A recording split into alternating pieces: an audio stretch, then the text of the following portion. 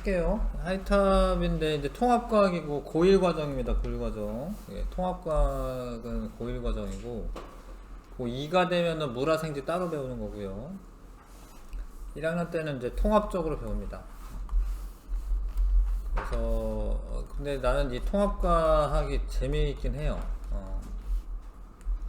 이게 전체적으로 다 이렇게 융합해서 배우는 거거든요.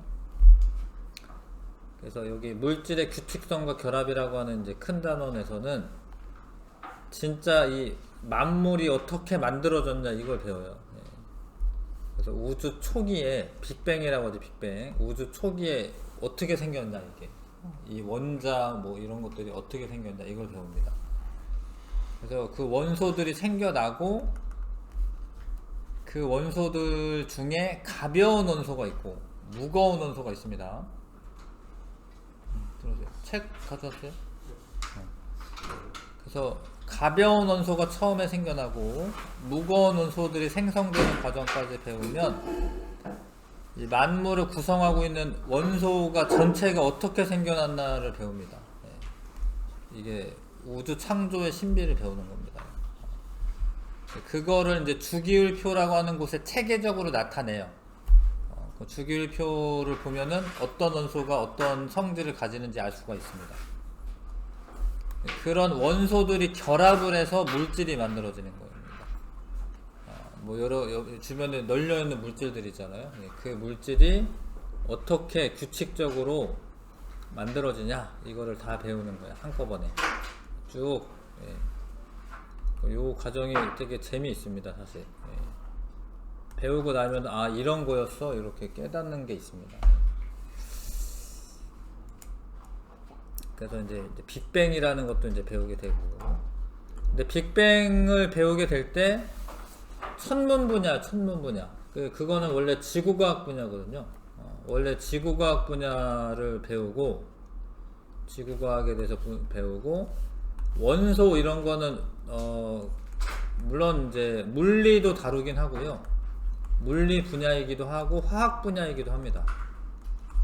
화학 결합 이런 거는 화학 분야. 그래서 지구과학, 물리, 화학 이런 게 다 여기에 융합이 되어 있습니다. 나중에 생명과학도 나오죠 물론. 요거 이후에 이제 생명과학 분야가 이제 어떤 물질들 가운데 생명체를 구성하고 있는 물질들이 있기 때문에 나중에는 이제 지구나 생명 시스템을 구성하는 물질도 배웁니다. 이해하시죠? 그래서 이런 식으로 전체적으로 배우게 돼. 잠깐만. 자, 그래서 원자 구조, 전자 배치, 뭐 원자과 전자, 뭐 이런 것도 알게 되고, 그런 거 알아야지 화학 결합에 대해서 제대로 압니다. 화학 결합의 원리, 이온 결합, 공유 결합. 그게 결합을 하면은 다양한 물질이 만들어져요. 물질들이. 그거에 대해서 배웁니다.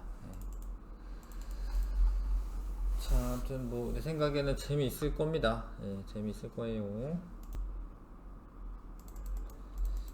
방학 동안에는 좀 진도 위주로 나갈 겁니다. 진도 위주로. 그래도 우리가 통합과학을 예전에는 사실 2시간씩만 했는데 너무 시간 부족하고요. 그래서 3시간도 늘렸기 때문에 진도를 많이 나갈 텐데 1권 위주로 나가긴 할 거예요. 그러니까 2권까지 갈 수도 있는데요. 근데 선생님 경험상 방학 동안 1, 2권을 다 해놨을 때 2학기 때 되니까 많이 까먹더라고요. 그래서 그냥 1권을 좀 잘 하는 게 낫겠다 뭐 이런 생각이 들더라고요. 그래서 1권을 주로 할 거고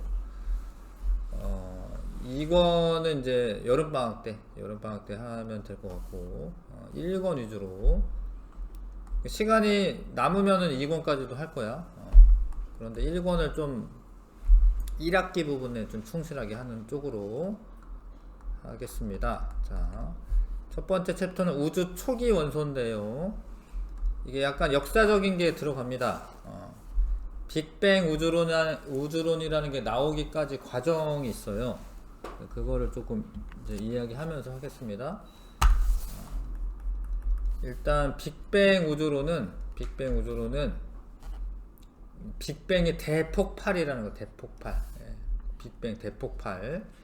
원래는 사실 빅뱅 우주론을 이야기하는 사람이랑 그거를 반대하던 사람이 있어요. 그 우주론을 반대하던 사람이 있어요. 호일이라는 사람이 있어. 그 사람이 그러면은 꽝 터진 거냐? 그러면은 우주가 꽝 터져가지고 만들어졌냐? 이렇게 비꼬는 말로 사용했는데 그 용어를 그대로 써요. 빅뱅 우주론자들이. 아, 이거 괜찮은 용어다. 그래서 호일이라는 사람이 그러면은 이게 그 빅뱅이 일어난 거냐? 꽝 터져가지고 된 거냐? 이렇게 비꼬는 말이었는데 빅뱅 우주론을 연구하는 사람들이 좋은 얘기네. 그래서 그거를 그냥 씁니다. 그 우주론을.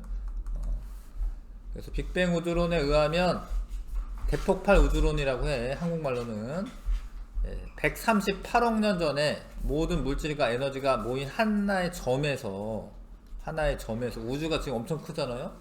근데 그게 한 점에서부터 빅뱅이 일어나서 우주가 탄생하였다 라고 주장합니다. 그리고 그 이후에 계속 팽창하여 현재와 같은 우주가 이루어졌다 라고 하는 우주론이야. 근데 이게 중3과정 그 막바지 뒷부분에서 사실은 이런 거 약간 배워요. 중3과정에서 니네 벌써 졸업했구나. 졸업했죠? 졸업하기 전에 이제 잘 했나 모르겠는데 우주가 팽창하고 있다라는 걸 배웁니다. 우주가 팽창하고 있다라는 걸 배워요. 그러면은 그 전에는 어땠을 거냐 이렇게 생각하는 겁니다. 그러니까 현재 우주가 팽창하고 있는데 그러면은 뭐 어저께는 좀 적었겠네, 그쵸? 그래서 점점점 가다 보면은 요 하나의 점에서부터 폭발한 후 계속 팽창하여 현재의 우주가 되었다라고 이제 생각을 하는 거예요. 생각은 그렇게 하고 여러 가지 이제 데이터를 모아서 계산도 하죠. 계산도 하고 어떤 주장도 하는데 이 빅뱅 우주론은 지금은 다 믿어요. 다 사람들이, 과학자들도. 근데 그거를 발견하는 이제 믿는 증거가 관측이 됩니다. 나중에 이제 증거가 관측이 돼요. 그래서 빅뱅 우주론이 맞다. 뭐 이렇게 이제 확정을 하게 됩니다. 자, 아무튼 우주가 팽창하다 보면은 밀도는 감소하게 돼 있어요.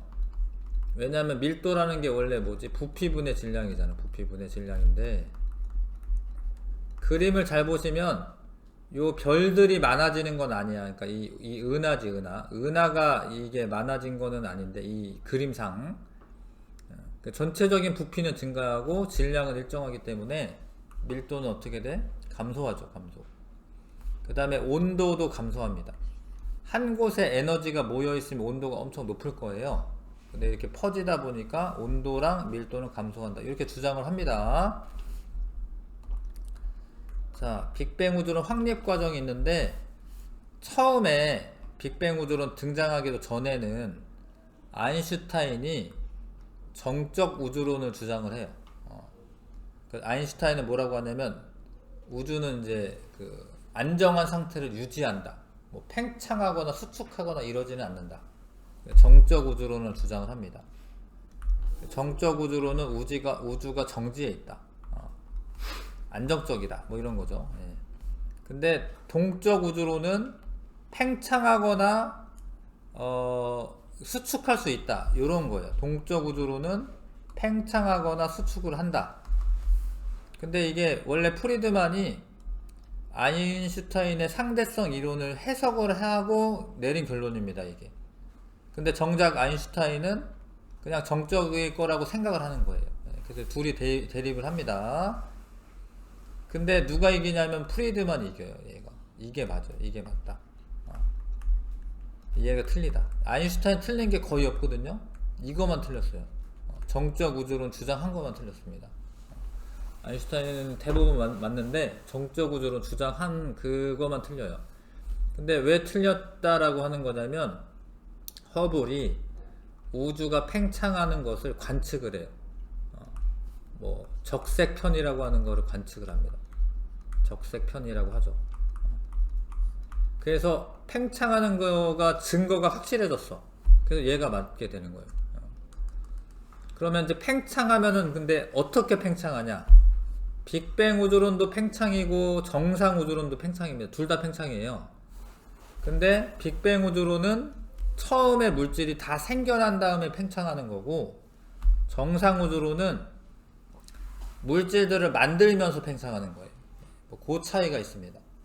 그래서 둘이 이렇게 대립을 하는데, 나중에 빅뱅 우주론자들이 그 주장한 그 것들이 관측이 돼요. 그 증거로. 펜지어슨과 윌슨은 증거가 사실 두 개가 있는데, 적으면서 하세요. 네. 적으면서 해야지 안 졸려. 밑줄도 긋고. 그거 이제 공부 습관으로 좀 들여주셔야 됩니다. 학교에서도 마찬가지야. 네, 적기도 하고 밑줄도 긋고 끄덕이기도 하고, 그래야지 이게 수업 시간에 공부가 되는 겁니다. 아, 이런 거구나. 느끼기도 하시고. 좀 적는 게 좋아요. 이 증거는, 펜지어슨과 윌슨이 관측한 증거는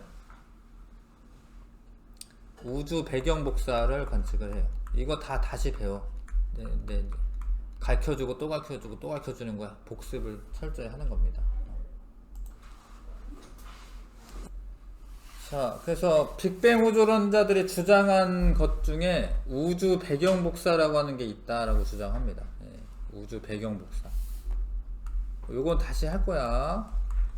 그 다음에 하나 더 있는데, 수소와 헬륨의 질량비가 있어요. 질량비가 3대 1이다 이렇게 주장해. 근데 둘 다 이거 관측됩니다. 자, 그래서 빅뱅 우주론은 우주가 팽창함에 따라 밀도가 감소한다라고 주장하고요. 빅뱅 우주론자들은, 정상 우주론자들은 밀도가 일정하다. 왜 일정하냐면 팽창은 하는데 팽창하는 동안에 또 만들어요, 물질들을. 그러니까 질량이랑 그 부피가 질량도 증가하고 부피도 증가하는 거죠. 그래서 그렇게 주장하는데 빅뱅 우주론자들이 맞는 거고, 정상 우주론 주장한 사람은 틀린 거예요. 틀린 겁니다. 왜냐하면 증거가, 빅뱅에 대한 증거가 관측되었으니까. 현재는 빅뱅 우주론이 인정받고 있습니다. 네. 자, 그렇게만 써 있으니까 조금 이제 잘 안 와닿을 수 있잖아요. 그래서 역사적 과정을, 하이탑은 이게 좀 내용들이 상세하게 있죠. 이게 기본적인 기본서야, 기본서. 그래서 이것도 복사해야겠다. 잠깐만. 자, 19쪽에 다시 한번 볼게요. 네. 정적 우주론과 동적 우주론이 대립을 합니다. 네. 그래서 아인슈타인이 정적 우주론을 주장을 해요. 근데 그러니까 이 좀 확실한 증거 없이 그렇게 생각을 한 겁니다, 아인슈타인은. 자, 그 물질들이 있으면은 물질들이 서로 사실은 모이려고 합니다. 왜냐하면 인력 때문에. 그럼 막 별이나 이런 게 있어. 근데 시간 지나면 지날수록 어떻게 돼야 되면 사실은 모여야 돼요. 모여야 됩니다. 그러니까 아인슈타인은 이 모이는 게 싫었던 거예요. 모이는 게 싫어서, 모이는 거를 이렇게 이제 수축하는 거는 인력인데, 인력에 반대되는 힘이 있다라고 생각을 합니다. 그래서 이거 팽창시키는 힘이 있다. 그 팽창시키는, 반대되는 힘이 있다. 근데 그거를 우주 상수라고 하는 거를 적용을 해서 모이는 거를 막아. 그래서 원래 상태를 유지한다라고 주장을 해요. 근데 이게 전체적으로는 틀린 이야기지만, 이 팽창시키는 힘이 있다, 이거는 맞는 이야기예요. 이거는 최근에 발견돼요. 최근에. 그러니까 아인슈타인이 이제 머리가 좋긴 좋은 거야. 전체적으로 정적 우주로는 이건 틀린 거는 맞는데, 요런 생각을 하다 보면은 인력 때문에 막 모여야 돼. 안 모이고 유지가 되려면은 팽창시키는 청력이 있어야 됩니다. 청력. 우주 상수는 청력이야, 청력. 그런 게 있다라고 주장을 합니다. 그런 게 있다라고 주장해. 그게 이제 나중에 이제 암흑 에너지, 상당히 뒤편에 배우는 암흑 에너지로 인정을 받아요. 희한하게도.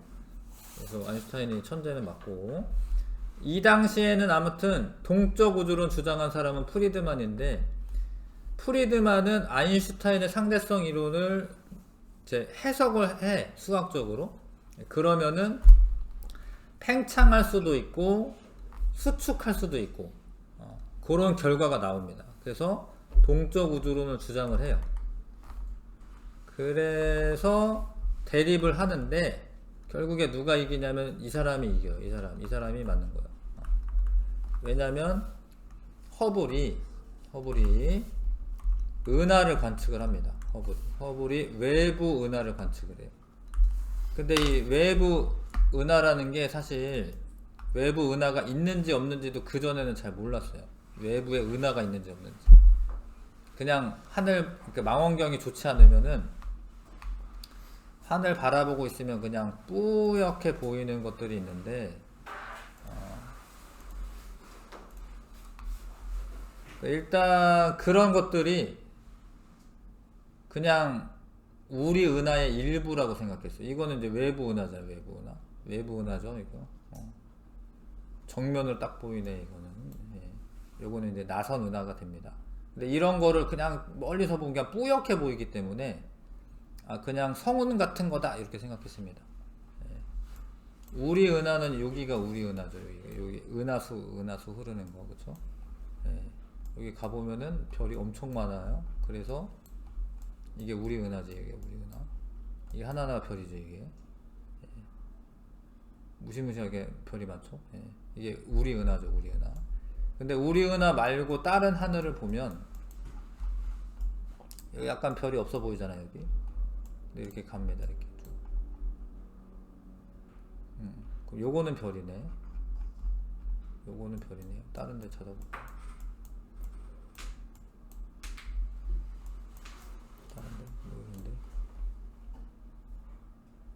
여기도 별이 있긴 한데 요런 거 보여요? 보이나?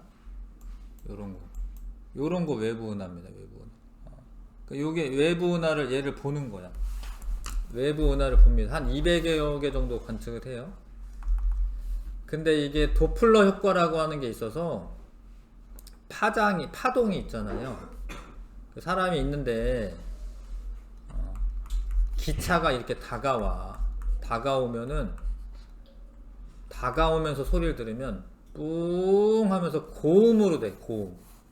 자동차도 올 때 소리가 커지는 거랑은 좀 달라요. 자동차가 나한테 오잖아, 그러면 웅 이렇게 고음이 돼. 고음. 왜냐면 얘가 파동을 내보내고 또 내보내는데,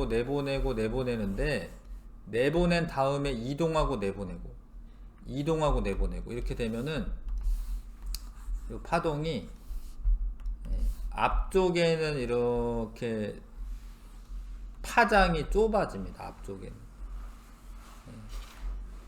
앞쪽엔 파장이 좁아지고 뒤쪽에는 넓어져요. 그래서 사람한테 오면서 들리는 소리는 파장이 좁은 애들은 진동수가 높은 거고, 진동수가 높으면 고음이 돼. 그래서 빛도 마찬가지예요. 빛도 다가오면서 이 은하가 나한테 다가오면서 빛을 보내잖아요. 그럼 약간 파란색 쪽으로 치우쳐요, 빛이. 좀 어려운 얘기 하고 있는 거 지금 일단. 근데 내 사람이 여기 있어.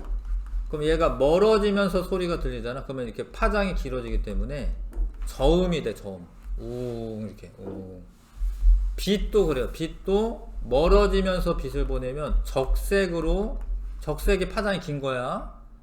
적색 편의가 나타나.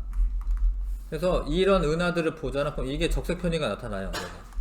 그건 뭔 소리냐면 우리한테서 멀어지고 있다, 이런 소리야. 멀어지고 있다. 얘 은하를 봤는데 멀어져. 그럼 다른 것도 봐.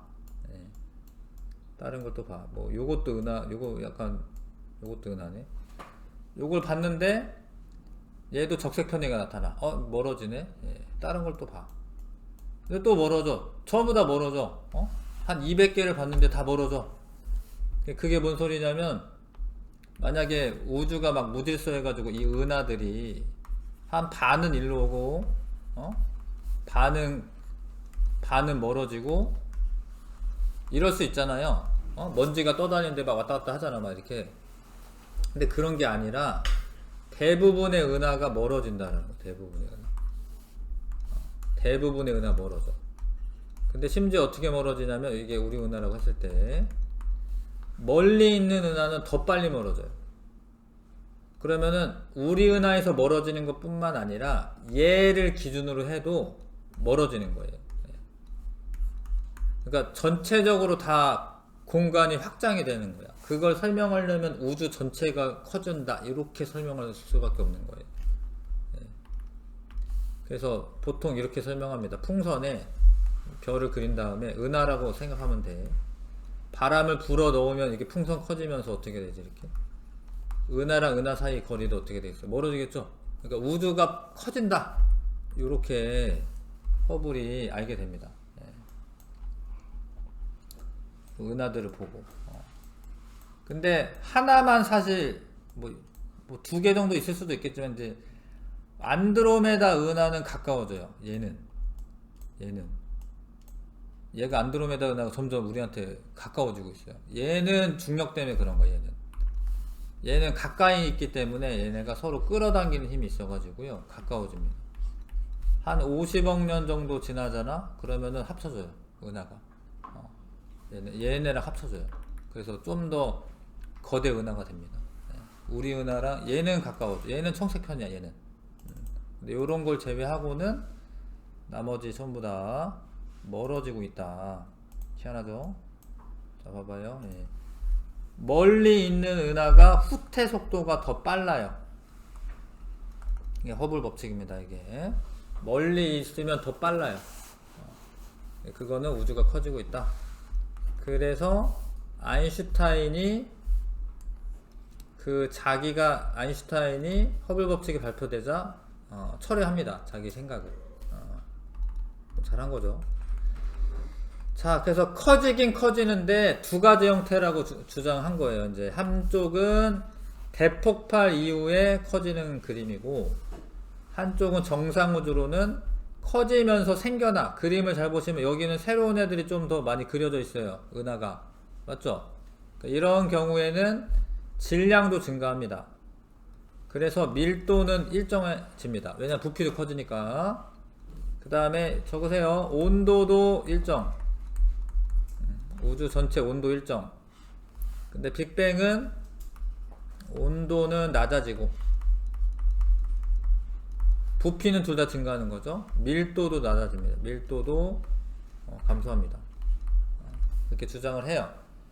근데 빅뱅 우주론자들이 주장한 것 중에 빅뱅의 충격파, 꽝한 그런 뭐 어떤 충격파 뭐 그런 게 남아있다라고 설명하는데, 어찌됐건 빅뱅 초기에 우주로 뻗어나간 우주의 배경에 있는 복사, 우주 배경, 우주 전체적으로 깔려있는 복사선, 그게 있다라고 주장하는데, 그거를 우주 배경 복사를 발견합니다. 펜지어슨과 윌슨이라는 사람이 발견해요. 우주 배경 복사를. 그래서 빅뱅 우주론이 맞다 이게 딱 확정이 되고, 그 우주 배경 복사를 측정하기 위해서 여러가지 위성을 쏴가지고 정밀하게 관측을 했습니다. 이해하시겠지요? 이런 역사적인 배경이 있어요. 자, 다시 넘어올게요. 11쪽. 그래서 이제 빅뱅 우주론이 맞아. 근데 빅뱅 우주론자들이 물질에 대해서 이제 얘기할 때, 우리가 이제 중학교 때까지는 원자랑 원자핵 전자까지 여기까지는 배우죠. 그쵸? 원자핵과 전자로 되어 있다. 이 중학교 때까지 이걸 배우고, 원자핵에는 중성자 양성자로 되어 있다. 요거는 고등학교 때부터 배워 사실. 약간은 양성자에 관한 이야기는 사실 중학교 때는 잘 안 해. 어찌됐건 근데 양성자랑 중성자로 되어 있고요. 양성자를 또 분해하면 쿼크라고 하는 걸로 되어 있어요. 이거는 어떻게 알아냈냐면, 입자 가속기로 원자를 충돌을 시켜가지고 원자를 깨 이거를 꽝. 그러면 여러가지 이상한 입자가 나와요. 그 중에 있는 애들 중에 쿼크라고 하는 애가 있어요. 쿼크. 그래서 지금까지 알아낸 바로는 쿼크랑 전자 이 두 개가 기본 입자야. 기본 입자. 예전에는 그냥 원자를 기본 입자라고 얘기했었어요. 원자를 기본 입자로 생각했는데 원자를 구성하고 있는 입자들이 전자, 원자, 핵 있고, 근데 원자, 핵은 또 보니까 양성자, 중성자가 또 있네. 근데 입자 가속기가 발명되고 그걸 이용해가지고 쿼크나 다른 입자들도 발견돼. 사실 쿼크가 6종류고 이런 이제 전자랑 비슷한 애들도 6개가 있어요. 근데 그 중에 이제 2개만 잘 알아두시면 돼. 기본 입자. 자, 그럼 이제 거꾸로 기본 입자가 만들어지고 쿼크가 모여서 양성자, 중성자가 되고요. 양성자, 중성자 둘 다 쿼크로 되어 있습니다. 그래서 양성자, 중성자가 모여서 원자, 핵이 되고 원자핵과 전자가 만나서 원자가 되고 원자가 모여가지고 물질이 되는 겁니다. 이해하시겠어요? 이게 모든 게 다 이렇게 되어 있어요. 물질로 되어 있는 거는 뭐 사람이건 뭐 어떤 물체건 전부 다 이렇게 되어 있습니다. 전부 다. 그래서 이 과정도 또 나와. 또 다시 나옵니다. 자, 빅뱅 이후 온도가 낮아짐에 따라 기본 입자는 뭐야? 쿼크랑 전자. 그게 양성자가 되고 중성자가 되고 온도가 낮아지잖아요. 그러면 점점 안정한 물질로 되어 있게 되어 있습니다. 온도가 높으면은 막 입자들이 따로따로 막 이렇게 놀고 있는 거고요. 온도가 낮아지면 얘네가 이렇게 모여가지고 뭐가 되고 뭐가 되고 뭐가 되고.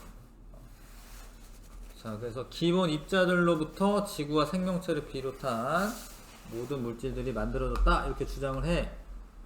이게 신기하게도 맞아.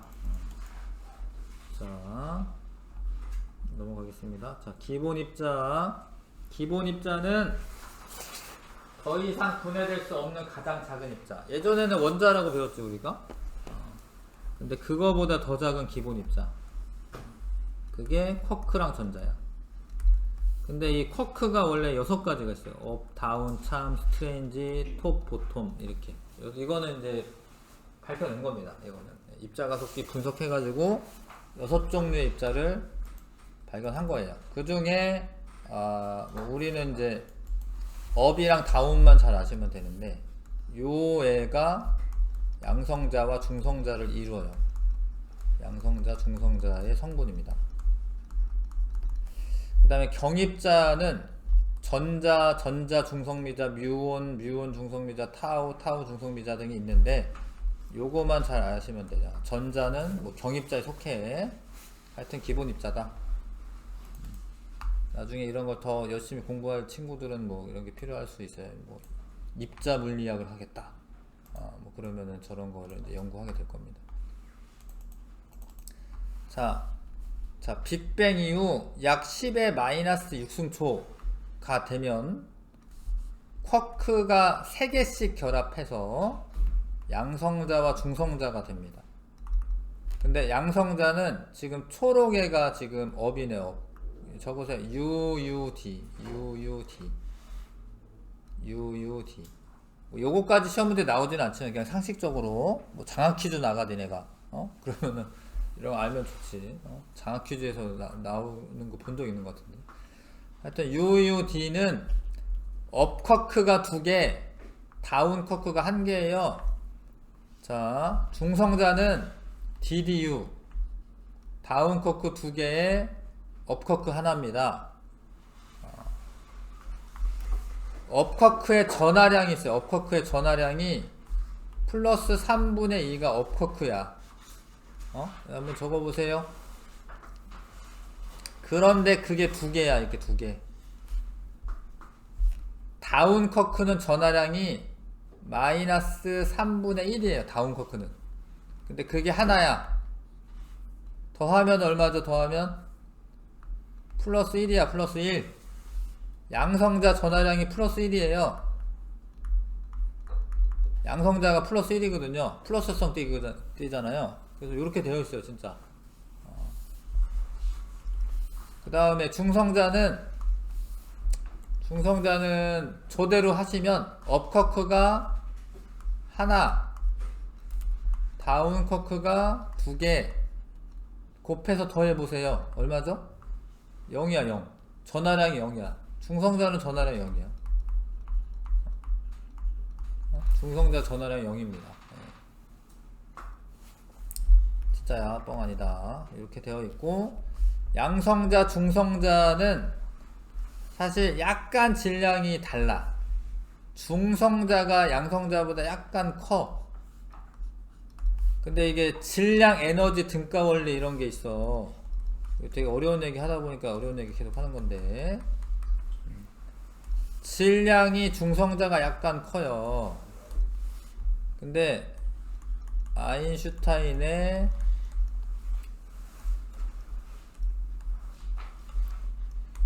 질량, 에너지, 등가의 원리 뭐 이런 게 있어요. 질량, 에너지, 등가. 뭐 E는 mc제곱 말하는 거. E는 mc제곱이라고 많이 들어봤잖아, 그쵸? E가 에너지고 m이 질량인데 C는 빛의 속도죠. 쉽게 말하면 아무튼 질량이 에너지로 바뀔 수 있다, 뭐 이런 의미야. 자, 질량이 크면 에너지가 더 많은 건데, 만약에 양성자가 중성자가 되려면 질량이 크기 때문에 에너지를 흡수를 해야지 중성자로 돼요. 근데 중성자가 양성자가 되기도 합니다. 될 때 에너지가 방출이 돼. 에너지가 얘가 적으니까 질량 작으면 에너지가 적은 거거든요. 에너지 방출합니다. 서로 빅뱅 초기에는 충분히 뜨거워 가지고 양성자가 중성자가 되기도 하고 중성자가 양성자가 되기도 하고 요런 일이 계속 일어났었어요. 초기에는 온도가 높아 가지고요, 양성자가 중성자로 되는 거, 중성자가 양성자로 되는 거 일어나서 양성자와 중성자 개수비가 1대1이었어요. 1대1. 처음에. 근데 지금도 여기도 전부 다 팽창하고 있는 거야. 팽창할수록 온도가 떨어져. 팽창을 하면 온도가 떨어져요. 그러면 주변에 에너지가 적으니까 에너지를 흡수해야지 중성자가 되는데, 에너지가 적으니까 양성자가 중성자로 되는 변환이 안 돼. 근데 에너지 방출하는 거는 상관없는 거예요. 에너지를 방출하는 과정이기 때문에. 그래서 에너지를 방출하는 것은 계속 일어나. 그래서 나중에 어떻게 되냐면 양성자가 더 많아져요. 양성자와 중성자 비율이 개수비가 7대1이 됩니다. 요런 과정은 우주가 이 당시에는 급팽창을 해요. 급팽창. 지금보다 훨씬 빠르게 팽창을 해요. 그래서 7대1이 돼. 근데 이게 지나고 보면 7대1이 돼야 돼. 그래야지 돼. 그래야지. 아무튼 우주가 필연적으로 이렇게 생긴 건데, 지금. 급팽창을 하다 보면은 양성자 수가 더 많아져요. 근데 이게 한 3분이 채 안 됐을 때입니다. 요런 일들이 우주가 생겨나고 3분도 안 됐을 때야, 아직. 자, 어려운 얘기 하고 있는데. 자, 잘 봐. 수소의 원자 핵은 양성자 한 개만 있으면 수소 원자 핵이기 때문에 양성자 하나만 있으면 그냥 그게 나중에 수소 될 거예요. 그런데 헬륨이라고 하는 애는 2번이거든요. 2번은 양성자가 2개 있어야 됩니다. 근데 중요한 게 양성자끼리는 서로 플러스니까 어떨 것 같아요? 예, 플러스들끼리는 뭐 할 것 같아요? 서로 밀어내. 그래서 이게 뭉치려면 중성자가 필요한 거야. 중성자 괜히 있는 게 아니라 원자 핵을 구성하는 데 꼭 필요합니다. 그래서 양성자 2개랑 중성자 2개 뭉쳐가지고 헬륨 원자 핵이 만들어져요. 3분 정도 됐을 때.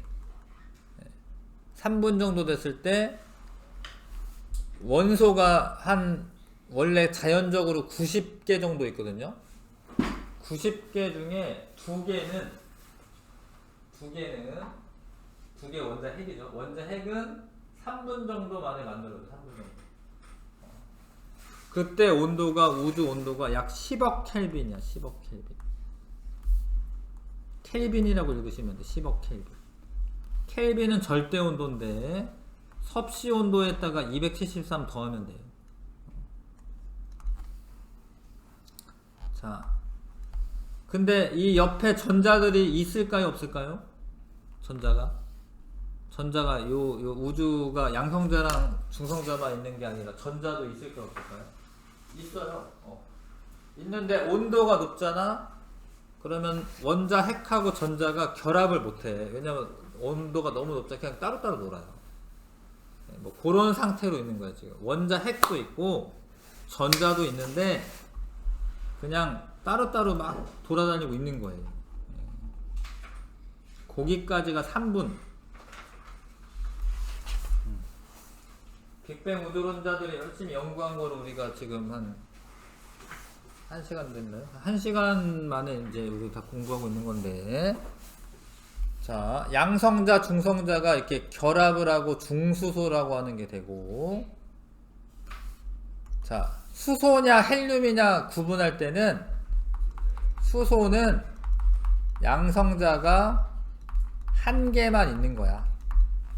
여기도 양성자는 1개만 있는 거야. 근데 중성자가 결합되어 있기 때문에 무거워. 그래서 무거운 수소야, 중수소. 근데 헬륨은 양성자가 2개 있는 거예요, 2개. 자, 여기도 양성자 1개 있죠? 그럼 이거는 3배 무거워. 3중수소. 그래도 수소예요. 이름은 수소입니다. 중수소랑 만나서 양성자가 2개가 있는 애가 돼. 요렇게 됐다고. 이렇게 막 이렇게 되다가 이게 만들어진다고. 이거를 핵융합 또는 핵합성이라고 해요. 이렇게. 요런 과정이 핵합성, 핵융합이라고 해도 되고. 자, 근데 이런 거 이제 상식적인 용어들인데, 동위원소라고 하는 말은 일단 같은 원소인데 중성자 수가 달라서 질량이 다른 애들을 동위원소라고 해요. 근데 그거는 동위원소는 화학적으로는 같은 성질을 나타내요. 우리 몸 안에도 사실은 수소도 있고 중수소도 있고 삼중소도 있어요. 여기 자연에 펼쳐져 있는 애들이 요런 애가 있어. 근데 얘가 사실 제일 많지. 얘가 제일 많고 얘는 적고. 자, 수소와 헬륨이 만들어지기 전에 원자 핵이 만들어지기 전에 양성자랑 중성자가 아까 전에 몇 대 몇이라고 얘기했냐면 7대 1이라고 해서 7대 1. 근데 이거를 14대 2라고 써도 되지? 비율이니까. 잘 봐라. 양성자 2개, 중성자 2개 만나면 헬륨이 하나가 되는 거예요. 그럼 나머지 애들은 뭐지? 수소 원자 핵인 거, 수소 원자 핵. 그럼 잘 봐요. 개수비로는 수소가 12개고 헬륨 원자 핵은 몇 개야? 1개지. 개수비로는. 근데 자, 봐봐. 여기까지 하고 좀 적당하게. 이게 헬륨 1개에 양성자 2개, 중성자 2개니까 질량은 4가 되는 거예요. 그 질량 B는 12대 4가 되는 거야. 그럼 질량 B가 몇 대 몇이 돼요? 질량 B가 3대 1이 돼요. 3대 1. 요렇게 주장을 해. 이렇게 주장을 합니다. 이렇게 3대1이다 이렇게 주장해. 근데 그게 진짜 3대1이야. 그래서 요거를 밝히는 과정은 좀 뒤에 있어. 이렇게 주장을 했는데 진짜 측정해 보니까 3대1이야. 자, 그래서 여기 하고 좀 섰다 하자. 기본 입자가 만들어져요. 처음에 기본 입자는 쿼크랑 전자고, 근데 쿼크가 모여가지고 양성자 중성자가 되고요. 근데 양성자랑 중성자가 원래 지금 7대1의 비율로 있다가, 그러다가 헬륨까지 만들어지는데, 헬륨은 양성자 2개 중성자 2개거든요 그렇게 이제 잘 숫자를 조합해 보시면은 개수비로는 12대1인데 질량비로는 이 1에 해당하는 헬륨 원자 한 개가 4거든요. 질량이 4. 질량비는 3대1이다. 이렇게 주장을 하고, 요게 맞다.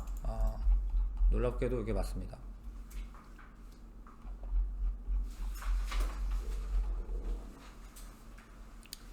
잠깐 쉬었다 갈게요.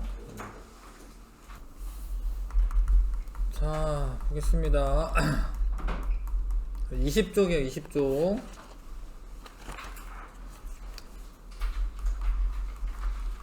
자,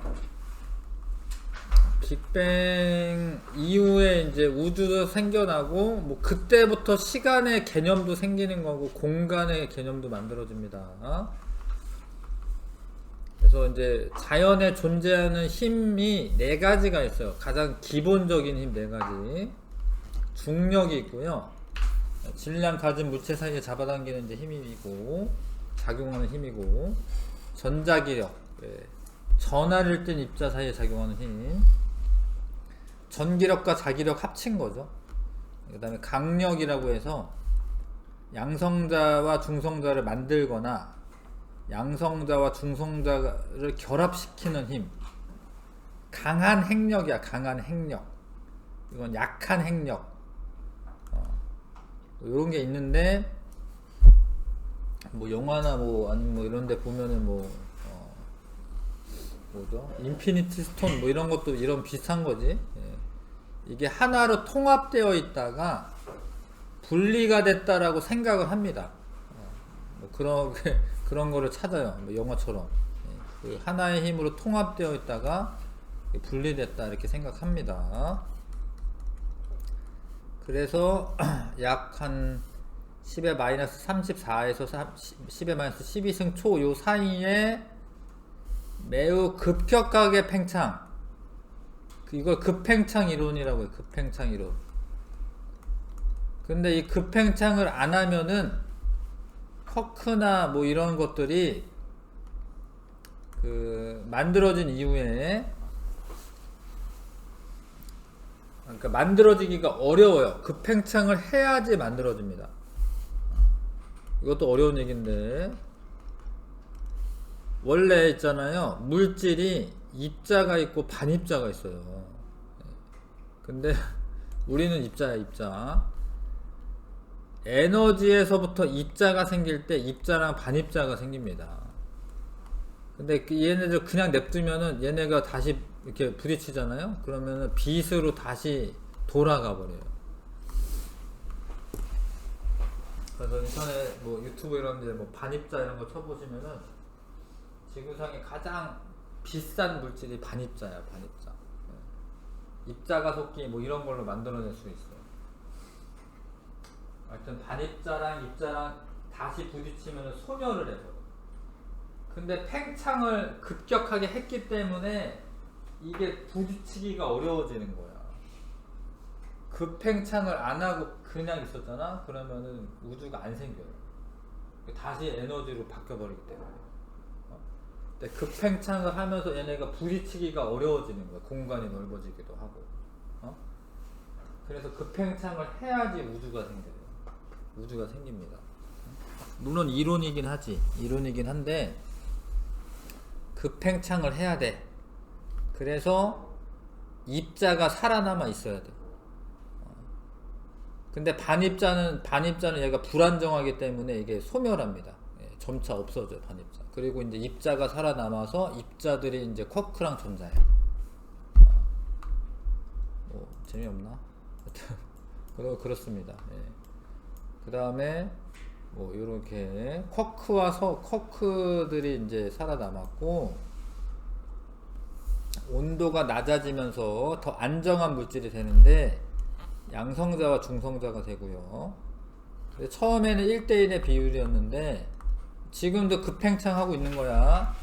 급팽창하는 동안에는 자, 온도가 급격하게 낮아지기 때문에 10억 켈빈으로 낮아지면서 3분 정도 지났을 때는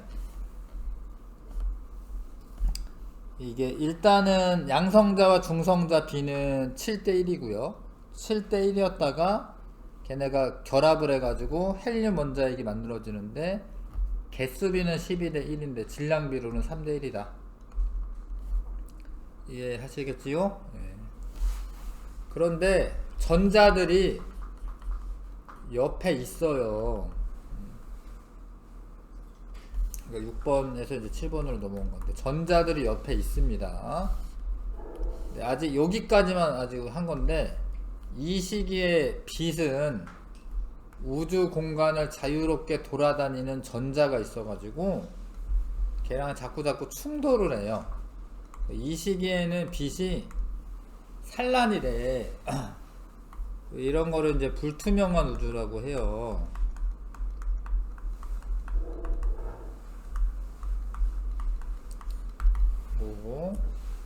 요런 얘기를 이제 다시 하겠습니다. 넘겨주세요. 예. 우주 배경 복사 뭐 이런 거 얘기하겠습니다. 14쪽.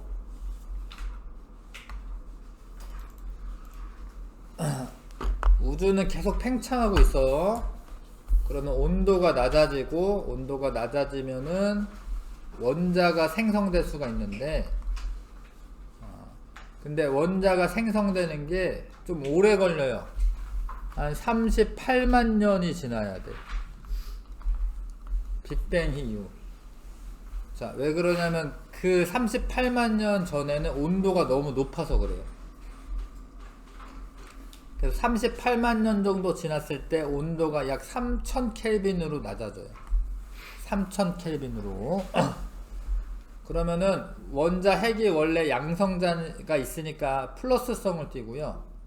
전자가 마이너스성을 띠고 있기 때문에 서로 잡아당기는 힘에 의해서 이렇게 결합할 수 있어요. 있는데 온도가 너무 높아가지고 결합을 못하고 있었던 거야. 이해하시겠죠? 그래서 이 전까지는 수소라고 부르면 안 되고 수소 원자 핵, 헬륨 원자 핵 이렇게 얘기해야 되고, 수소와 헬륨이 만들어지는 거는 38만 년 후에 우주 온도가 3000 켈빈으로 낮아지면서 전자의 운동 에너지가 작아져서 전자가 원자 핵 주위로 끌려 수소와 원자가 만들어진 거야. 그러니까 최초의 원자는 이제 두 종류만 생긴 거예요. 수소 원자, 헬륨 원자. 알 것 같아요? 자, 그렇게 되고 한 4억에서 7억 년 정도 흐르면 수소나 이런 애들이 모여가지고요, 별이 만들어져. 별하고 은하가 만들어지는 겁니다.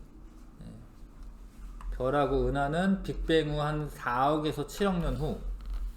예전 책에는 그냥 10억 년이라고 했는데 뭐 계산 결과 달라졌나? 계산 뭐 소스가 달라졌나? 하여튼 4억에서 7억 년 후에 별과 은하가 생성되는 겁니다. 이거를 이제 빅뱅을 요약적으로 이제 그려놓은 그림이죠.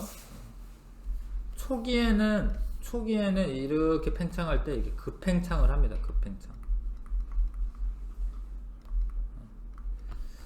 자, 그리고 전자 쿼크 입자들 만들어졌고, 쿼크가 모여서 양성자, 중성자.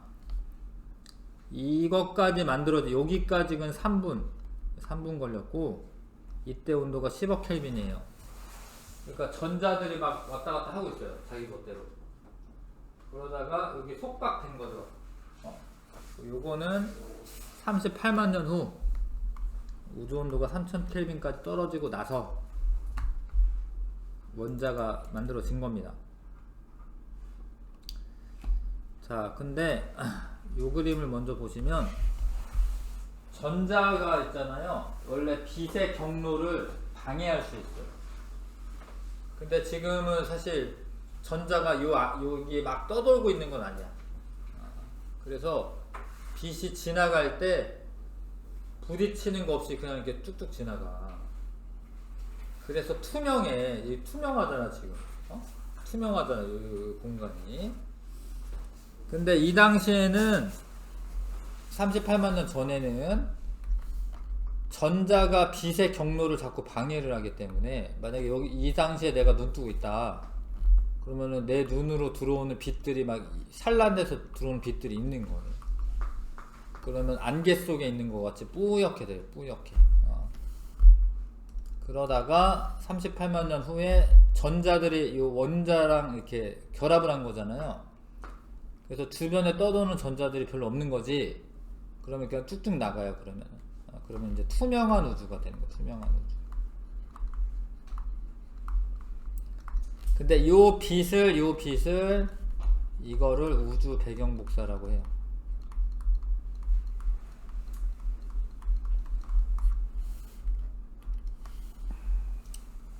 그러니까 38만 년 후 우주 온도가 3000켈빈까지 떨어졌을 때 원자가 생성되면서 물질과 분리되어 우주로 퍼져나간 빛, 이거를 우주 배경 복사라고 합니다. 그래서 그걸 또 주장을 해. 야, 요런 게 있을 것 같아. 그 가모프라고 하는 사람이 주장을 합니다. 근데 원래는 3000켈빈이었는데 현재는 3켈빈에 해당합니다. 이 파장이 늘어나서 그런 거긴 한데요. 파장이 길어지면서 3켈빈.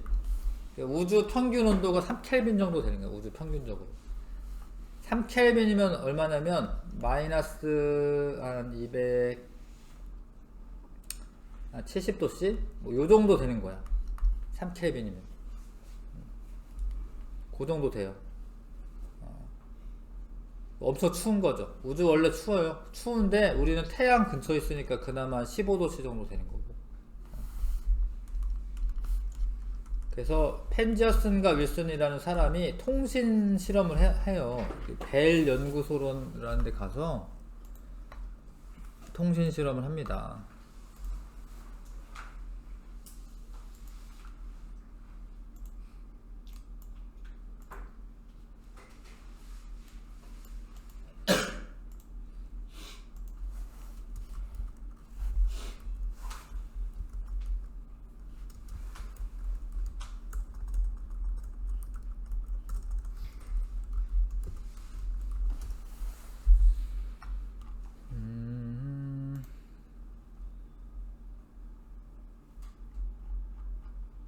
요런 데서 요 두 사람 같네요.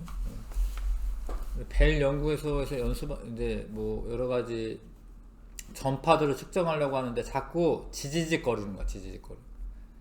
그래가지고 여기 비둘기 새똥 뭐 이런 거 막 치워요. 예. 그랬는데도 그 잡음이 계속 들려. 그래서 원래 텔레비전 틀잖아. 옛날 텔레비전 틀잖아. 그럼 지지직거리는 데가 있어요. 예. 이제 그런 게 우주 배경 복사다라는 걸 알게 됩니다. 그러니까 아무것도 없는 곳에다가 놔둬도 그게 있습니다. 우주 배경 복사로.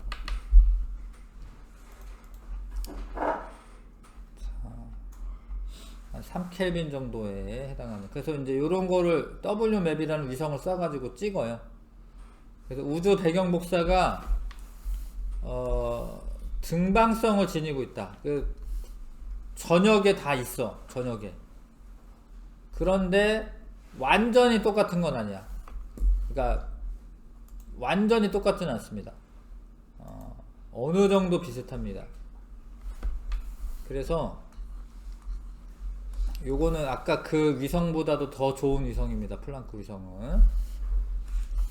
그래서 비슷하긴 한데 약간 다른 게 사실 또 좋은 거예요. 왜냐면 밀도의 차이가 있어야지 밀도가 높은 곳에서 아이들이 많아가지고요. 중력에 의해서 물질들이 모여서 별과 은하가 탄생할 수 있는 거예요. 그러니까 이게 완전히 균일하게 있으면 사실 별과 우주가 안 생깁니다. 어느 곳은 이렇게 온도도 낮고 요런 데서 얘네들이 모여가지고 별과 우주가 생기는 겁니다. 그래서 우주 배경 복사는 빅뱅 우주론의 증거가 돼요.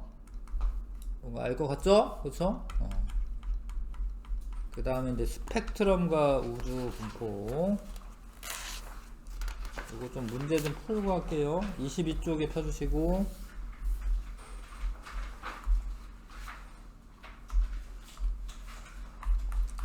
자, 1번부터 9번까지 한번 풀어봐 주세요.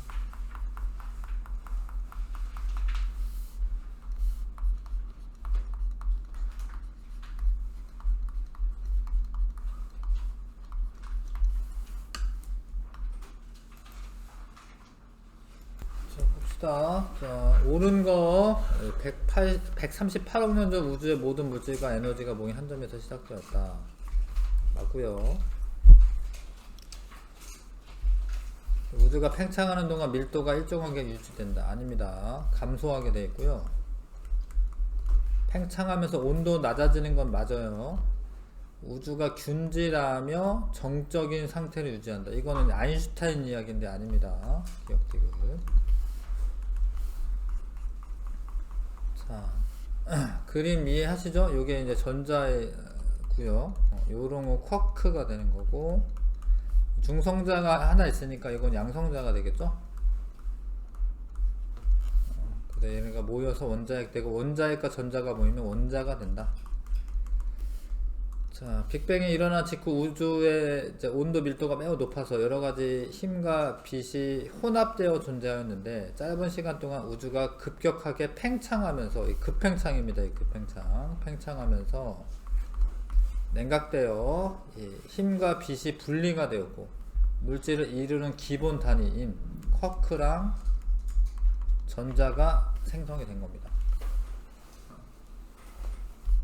그 다음에 4번, A는 B에 비해 질량이 약간 작기 때문에 B가 이제 A가 양성자, 중성자가 조금 질량 큽니다. B가 중성자. 그래서 A가 B로 변환될 때는 질량 차이만큼 에너지를 흡수해야 하는데, 그리고 B가 A로 될 때는 에너지가 방출돼요. 1초가 되기 전에는 A, B 수가 비슷하였으나 1대1로 우주가 팽창되면서 온도가 낮아지자 A는 계속 생성되었고, 왜냐하면 중성자가 양성자로 바뀔 수는 있으니까 B의 생성은 어려워졌다. 이해하시죠? 그쵸? 네, 그래서 7대1의 비율이 됩니다. 나중에 양성자, 중성자 개수비가. 자, A는 빨간 애가 양성자잖아요. 그쵸? 그럼 이거는 양성자 하나만 있으니까 수소긴 한데, 중성자 하나 붙은 거를 중수소라고 하는 거야. 중수소. 요거 빨간 애 하나 있으니까 수소인데, 세 개가 이렇게 결합되어 있으면 삼중수소. 삼중수소. 요게 핵 합성해서 헬륨의 원자핵이 됩니다.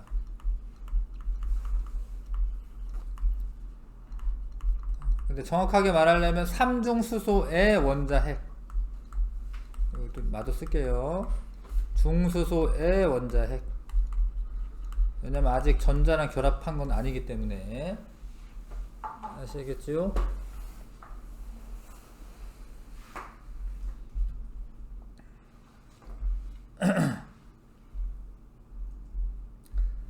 그래서 양성자, 중성자 개수비가 7대1이었다가 14대2랑 같은 거죠.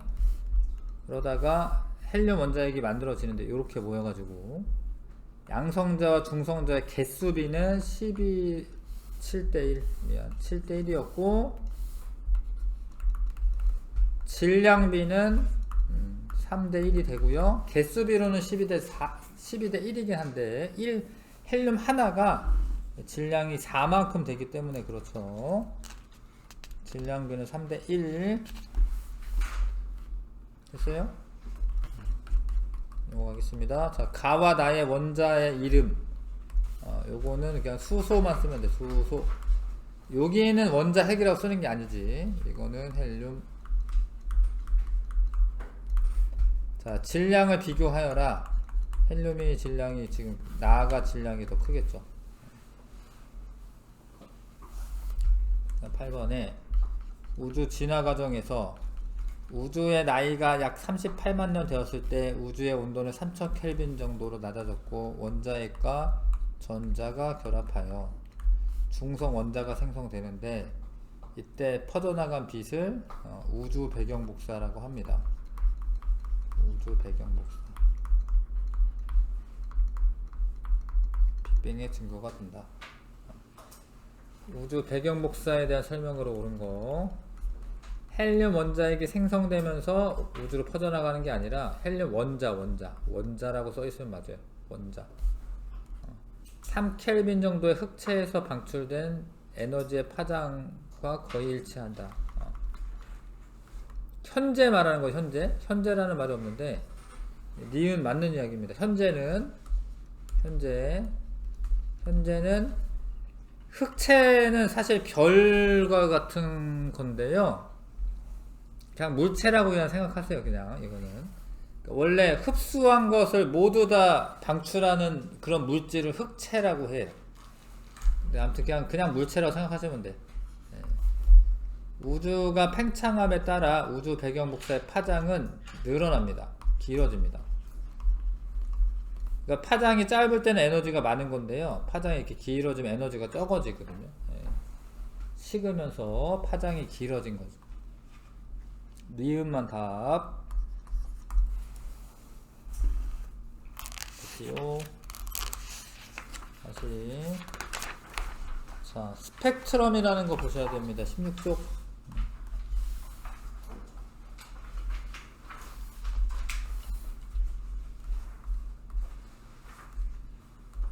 여러 가지 의미에서 아무튼 왔다 갔다 합니다. 선생님이. 뭐 졸립기도 졸리고, 바로 공부한 거 바로 풀 때 훨씬 잘 풀리니까 왔다 갔다 하면서 합니다. 책 볼 때. 자, 스펙트럼의 종류. 일단 스펙트럼은 빛을 이렇게 펼쳐 놓는 걸 말하는 거예요. 분광기라고 하는 거는 이제 요 안에 프리즘이 있어. 프리즘. 요게 프리즘이죠. 요런 거 프리즘이라고 하지. 프리즘을 이용해서 빛을 빨주노초 파남보로 이렇게 파장에 따라 나누어 놓은 거를 스펙트럼이라고 해. 근데 이게 무슨 백열등이나 고온의 별에서 방출되는 빛, 요런 거는 연속적으로 보여요. 빨주노초 파남보가 연속적으로. 원래 햇빛도 연속적으로 보이는데, 근데 이게 태양이 있는데 태양 주변에 대기가 있거든요. 태양 주변에 대기가 있습니다. 그럼 태양에서 나오는 빛이 대기를 통과할 때, 가열된 기체를 통과할 때, 아니 흡수부터. 네. 그러니까 여기를 통과할 때 이 기체가 특정 파장의 빛을 흡수를 해요. 왜 흡수하는지는 밑에 있는데, 근데 태양 주변에 기체가 있으니까 태양을 통과해서 보는 빛은 원래 흡수 스펙트럼이 나타나요. 원래. 근데 중학교 때는 그냥 태양빛도 연속 스펙트럼이라고 배웠죠. 근데 원래는 태양 주변에도 기체가 있기 때문에 흡수 스펙트럼이 나타납니다. 흡수 스펙트럼은 빨주노초 파남보 바탕에 검은색으로 되죠. 검은색. 흡수가 돼가지고. 선 스펙트럼은 까만색 바탕에 여기 요 빛이 보이는 거예요. 그래서 중학교 때 태양은 우리가 연속 스펙트럼이라고 배웠지만 실제로 태양 주변에 있는 대기에 의해서 이게 태양 선 스펙트럼, 흡수 스펙트럼입니다. 태양. 대체로는 빨주노초 파남보인데 진짜 자세히 보면은 이런 게 있어요. 이런 게 끊겨 있는 부분들이 있습니다. 그래서 이거는 흡수 스펙트럼이에요. 흡수 스펙트럼. 그래서 중학교 때는 태양은 연속 스펙트럼으로 배웠는데 그냥 흡수 스펙트럼으로 이제 지금은 이제 구분하셔야 되고. 근데 왜 막 흡수가 되고 방출이 되고 막 이러느냐. 이거는 이제 원자의 구조를 이해하셔야 되는데, 이거는 화학 분야이긴 해. 원자는 있잖아요. 원자 핵을 중심으로 특정 궤도에서만 전자가 위치할 수가 있다. 뭐 이런 거를 원래 뭐 양자역학이라고 해요. 양자역학. 그러니까 원래 원자 핵에 가깝게 있으면 좋은데 딱 붙어 있지는 사실 않고요. 요기를 돈다던가 전자가, 아니면 요기를 돈다던가, 아니면 뭐 다른 데를 돈다던가, 중간중간에 있는 게 아니고 여기 아니면 여기 아니면 여기 아니면 뭐 여기 뭐 이런 식으로 그 부분에만 있어요. 전자가. 그거를 일단은 그냥 믿어주셔야 돼. 이거는 다 그렇게 됐으니까. 근데 이제 선 스펙트럼을 해석하는 과정에서 나온 거긴 한데, 그리고 전자가 원래 원자 핵에 가깝게 있는 게 좋은 거예요. 왜냐면 전자는 마이너스성을 띠고 얘는 플러스성을 띠고 있기 때문에 가깝게 있는 게 좋은 거야. 그냥 냅두면 가깝게 있는 게 제일 가깝게 있어요, 원래는. 근데 이런 애를 에너지를 주면 아무 데로만 가는 게 아니라 여기 딱 갈 수 있는 데로 딱 가는 거예요. 그러면 여기랑 여기가 에너지 차이가 있어요. 얘가 에너지가 낮고 얘는 높아. 그래서 에너지 준이라는 말은 전자가 위치한 궤도에서 전자가 가지는 에너지를 에너지 준이라고 하는데, 이 애가 에너지 준위가 낮고 요 애가 높은 거예요. 그러니까 이 전자를, 이걸 억지로 여기 있던 애를 요 높은 에너지 준위로 전이시키려면 그거에 해당하는 빛을 흡수를 해야 돼. 왜냐면 에너지 흡수하는 거야. 에너지 흡수. 그럼 빨주노초 파남보 중에 여기 차이에 해당하는 에너지 부분의 빛이 흡수가 되니까 까맣게 보이는 거야. 알겠어? 근데 이게 만약에 마구잡이다. 여기 아니라 여기도 있고 여기도 있고 여기도 있고 여기도 있고 여기도 있어야 된다. 그러면 이런 게 다 생기는 거야. 이렇게. 근데 하나만 딸랑딸랑 이렇게 생기는 거는 특정 에너지 준위의 에너지 상태마다 같기 때문이라는 거예요. 그런 거 이제 보호라는 사람이 얘기하는 건데, 다시 아무튼 에너지 준위가 낮은 데서 높은 데로 이동할 때는 흡수를 해야 돼. 흡수. 근데 에너지가 많은 애들은 이미 들떴다가 원래 상태로 되돌아가면서 요 에너지 차이만큼을 방출을 합니다. 근데 이게 같은 원자면 흡수 스펙트럼이나 선 스펙트럼이 이게 방출 스펙트럼이거든요. 얘랑 같은 위치에 나타나. 같은 위치에 나타납니다. 에너지 차이가 똑같으니까. 그래서 일단 선 스펙트럼은 고온의 별 주변에서 가열된 기체, 이 기체 자체를 가열한 거야. 가열. 그러면은 요 기체 안에 있던 전자들이 올라갔다가 떨어지면서 빛이 방출되는데, 그거를 선 스펙트럼 또는 이거를 방출 스펙트럼이라고도 해요. 근데 흡수 스펙트럼은 일단은 이 별에서 나오는 빛이 저온을 통과할 때 거기에 있는 원자들에 의해서 흡수선이 보이는 거예요. 알 것 같아?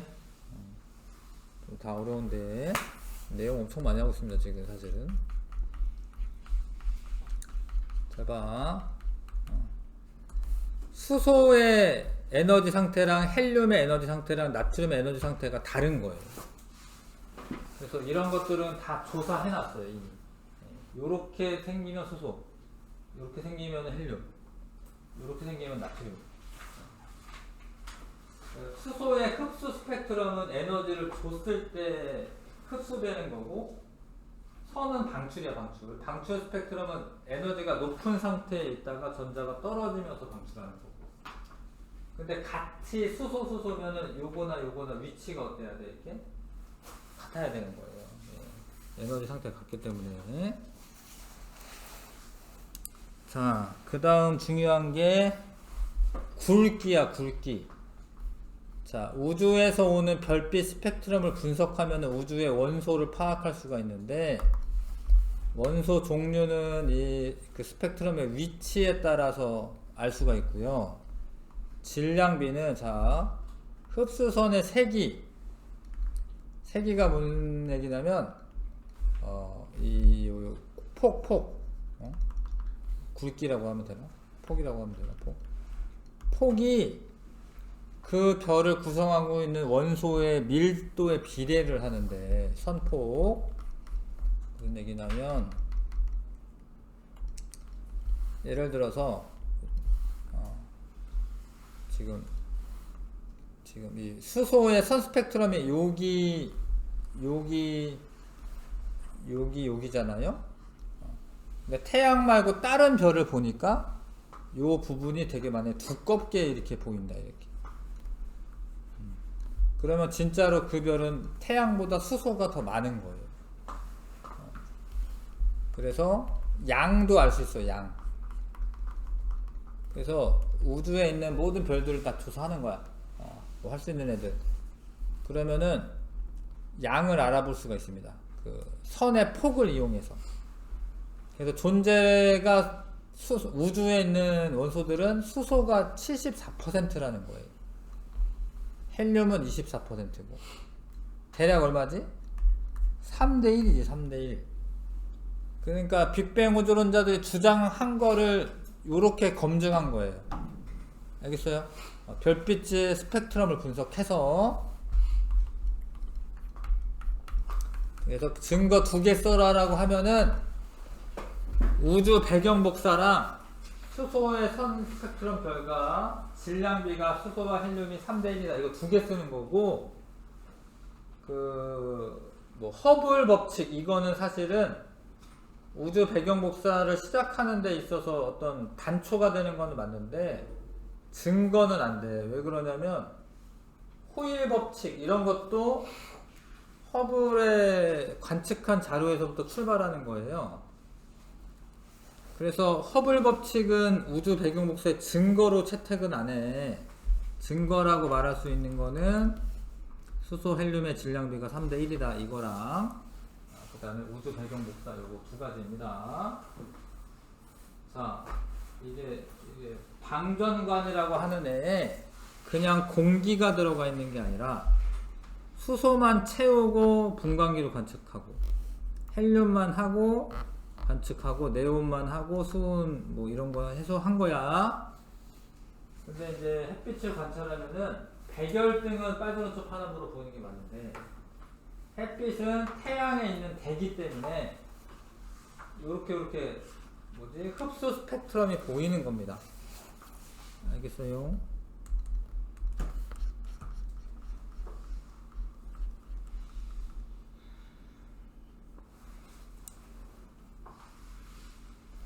탐구하기 문제 1번부터 2번 해보실게요. 자, 보겠습니다. 자, 1에서 원소들의 선 스펙트럼은 모두 같게 나타나는 게 아니지. 물질마다 다르죠. 1에서 각 원소들의 스펙트럼은 모두 흡수 스펙트럼에 해당한다. 1 실험은 이게 방출 스펙트럼입니다. 방출 스펙트럼. 선 스펙트럼이고 방출 스펙트럼.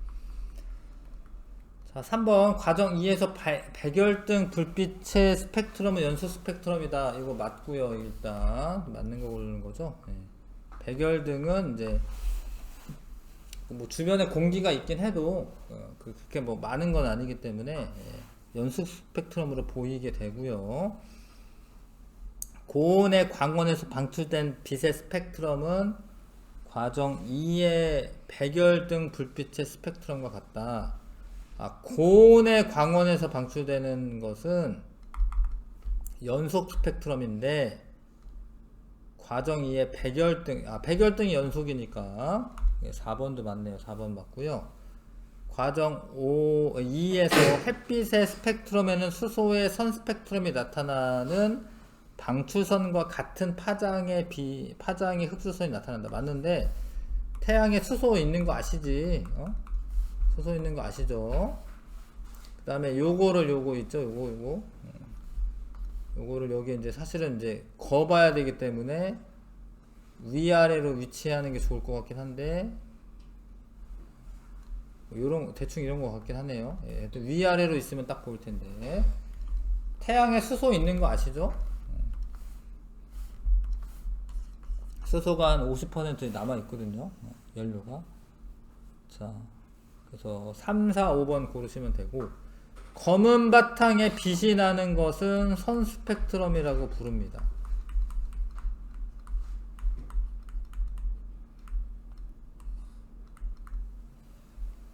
나는 흡수 스펙트럼이에요. 흡수 스펙트럼. 그 빛이 흡수가 된 거예요.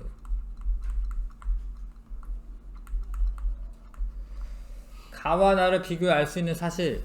자, 이거 봐봐요. 얘를 쭉 이렇게 그어보면은 가 원소가 나에 포함되어 있다라는 걸 알 수가 있어요.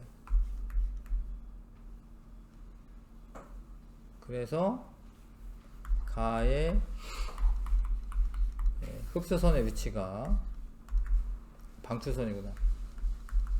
방출선 위치는 나의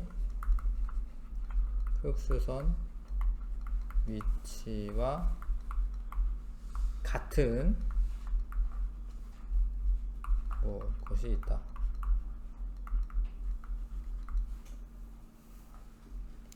그래서 결론적으로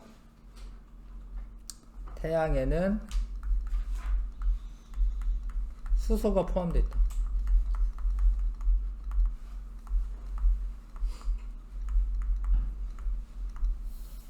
이런 거 알 수 있고요.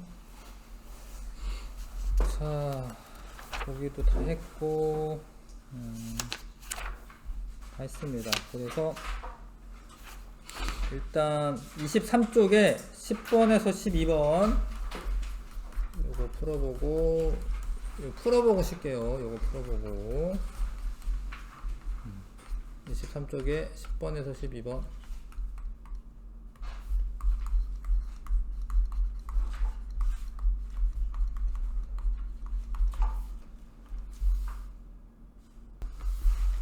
그래도 이렇게 잘 몰라도 이렇게 뜨적거리면서 해보는 게 좋습니다. 그래도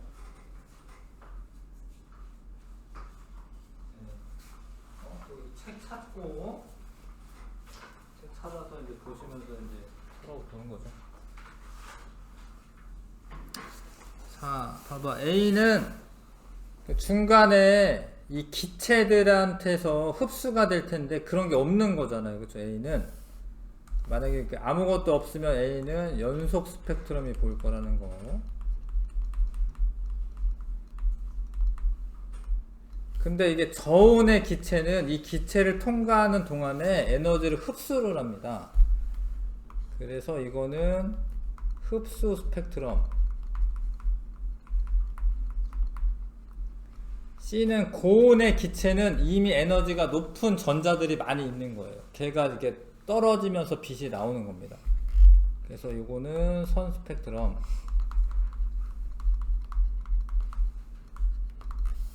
쓰시면 되고, 자, 가와 나의 원자 속의 전자가 서로 다른 에너지 순위를 이동하는 모습인데 여기가 에너지가 낮은 거야. 높은 데서 낮은 곳으로 떨어지면은 그 차이만큼을 방출하게 돼 있어요. 방출. 근데 요거는 낮은 에너지 순위에 있는 전자가 위로 들뜨는 것은 에너지 흡수한 거죠.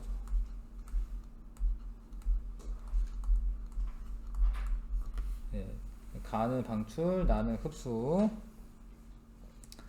그래서 이제 방출 스펙트럼이라고 써야겠네. 답은 가는 아니 선 스펙트럼이라고 써야겠네. 나는 흡수 스펙트럼.